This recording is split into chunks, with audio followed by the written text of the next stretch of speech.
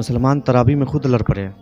ये बहुत अफ़सोस की बात है कि तरावी पढ़ते पढ़ते मुसलमान इतना लड़ पड़े, आपस में इतना लड़ पड़े कि 30 से ज़्यादा लोग ज़ख्मी हो गए।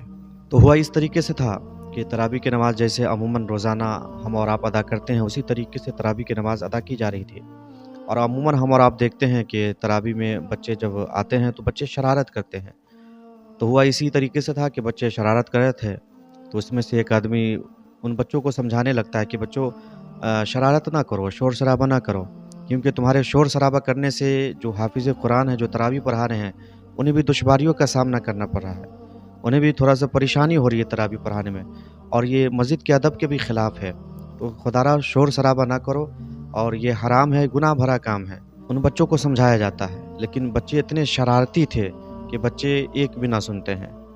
वो शख्स समझा लेता है और समझाने के बाद फिर नियत बांध के रिकात में खड़ा हो जाता है, तरावी अदा करने लगता है। फिर बच्चे शोर-शराबा करने लगते हैं।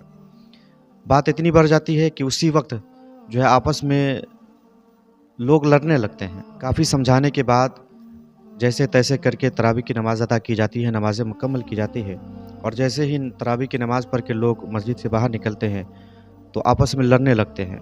इस कदर लड़ते हैं कि 2 ग्रुप बन जाता है, और जिसको जो मिला, कोई लाठी चला रहा है, कोई ईंटा चला रहा है, कोई आपस में फैटा-फैटी कर रहा है, यानी आपस में इस कदर लड़ने लगे कि 2 ग्रुप बन गया।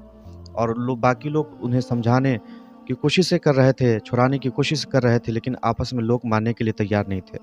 बात इतनी बढ़ गई कि 30 लोग ज़ख्मी हो गए।